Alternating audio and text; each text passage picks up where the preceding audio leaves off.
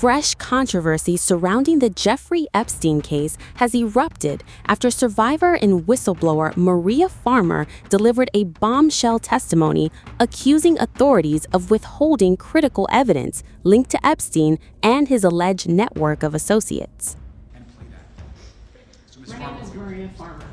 I am the whistleblower who reported Jeffrey Epstein, Ghislaine Maxwell, Les Wexner, and others to the FBI 30 years ago in 1996. Today, I apologize for my appearance. I was not well enough to attend this hearing in person and have recently been released from the hospital. That's the result of 30 years of fighting. For 3 decades, I've carried a weight that no survivor should ever have to bear. I reported what I believed were heinous crimes against children, and these individuals responsible were involved in an international pedophile ring. I reported their crimes in real time, and the government continues to ignore me to this day. In 1996, I reported Epstein and his co-conspirators to my local New York City 6th precinct. The commanding officer told me local police could only address the local arson crimes, and he instructed me to immediately report the whole story, spanning several states, to the FBI. He told me that it was vitally important that I tell the whole story to the FBI, which I did. The FBI asked me questions, said they were familiar with some of the perpetrators I identified, and gave me every reason to believe they would respond.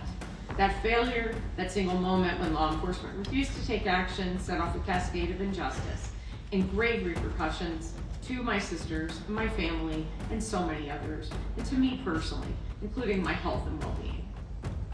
The FBI's decades of failure and inaction led to countless more girls and young women suffering abuse and trauma that could have been prevented. Individuals like Virginia Giuffre, Mishka DeGiorgio, Shantae Davies, Marika Chartone, Danny Bensky, Jenna Lisa Jones, Ashley Rubray, and Jennifer Rose, among others. Each survivor represents a life changed forever, suffering that could have been spared if the FBI had done their job in 1996. The failures did not stop there. In 2006, the FBI tracked me down, stating that they searched for me because they knew I had reported Epstein 10 years earlier and no one else had. They urged me to testify in a federal criminal trial against Epstein and his co-conspirators, and they promised that they would get him this time. I trusted them again, relied upon them again, and they betrayed me again. Rather than following through with their promises, the government offered Epstein a sweetheart deal and shielded powerful individuals from accountability. And they persist in granting special treatment to certain people to this day. I have received death threats from Maxwell and her associates, including one instance where they threatened to burn my apartment down. And those threats have not stopped. I have been subjected to more than 3 decades of ongoing harassment, vicious challenges to my truthfulness, and real danger from internet instigators, trolls, and more. Meanwhile, my numerous efforts to obtain my 1996 report from the FBI have been rejected time and again. In 2023, I wrote a letter to the government asking for an investigation of the government's actions or inactions in response to my 1996 report. The Inspector General replied saying they were busy with other things, would get back to me, and they never did. I sent multiple FOIA requests for my FBI report records. In January 2025, in response to my most recent request, the government said that they would get back to me in November of 2027, a delay of 3 years.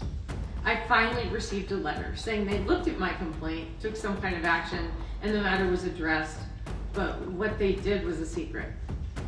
With no other choice, I filed an administrative claim against the government and then a lawsuit. Since then, virtually nothing has happened, and I'm left waiting and wondering what is next. With the passage of the Epstein Files Transparency Act, after years of efforts to get my records, an FD 71 form was released for the first time, confirming just a small part of my 1996 whistleblower report and vindicating some of what I had said for years. However, the full extent of what I told the FBI was not in that document, so the release of the Epstein files provides only partial relief for me. Where is the evidence I provided of my sexual assault and that of my sister Annie? Why won't the FBI release my full report? The failures of those sworn to protect us have overwhelmed me. Doing my civic duty has cost me dearly. The stress of this trauma, the government hiding and refusing to turn over written confirmation of my '96 report, along with the ongoing harassment and death threats, have contributed to me developing serious health issues, including Hodgkin's lymphoma, a brain tumor, and recently Addison's disease. In the last month, I have spent 23 nights in hospitals, including multiple nights in the ICU. Along with my health, it has robbed me of my career. In 1996, I was fresh out of graduate school and living a life that I had always dreamed, creating and selling art in New York City.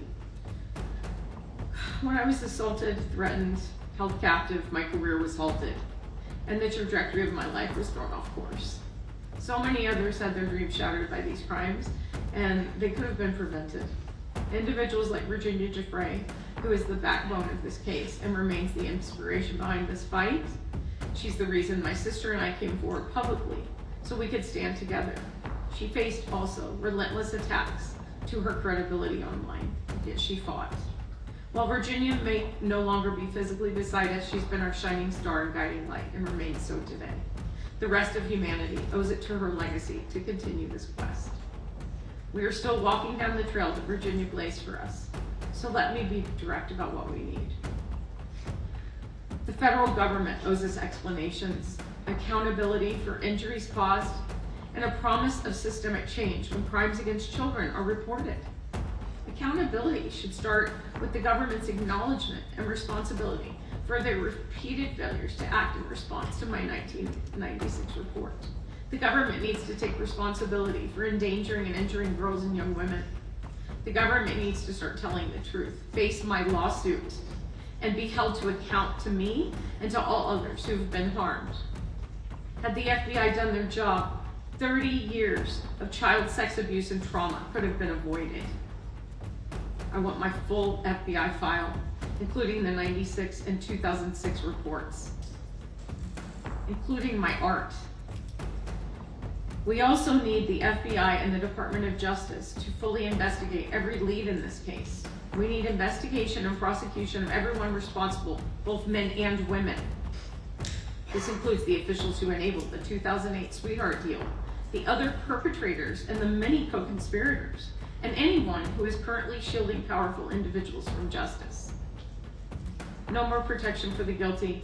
There must be no pardoning or commuting the sentence of Maxwell, who sexually abused me, my minor sister, hurt so many girls and other young women, and personally threatened to kill me, has shown no remorse, and has demonstrated no basis on which to believe she would ever be truthful. As the Epstein case whistleblower, I have waited 3 decades for justice.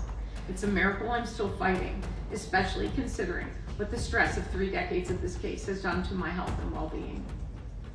I will keep fighting for justice and transparency, for a better, safer future for the next generation. Farmer directly questioned why information she provided to federal investigators was never fully released. The survivor also alleged that Epstein's aide, Ghislaine Maxwell, threatened her life. These statements are now raising eyebrows.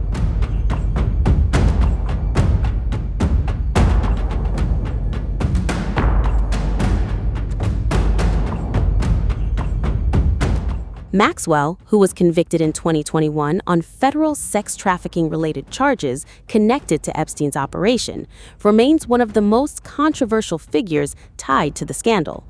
Farmer has long been considered one of the earliest known whistleblowers to alert authorities about Epstein and Maxwell years before the disgraced financier's eventual arrest. Her testimony reignited long-standing criticism directed at both the U.S. Department of Justice and the FBI over their handling of evidence linked to the case.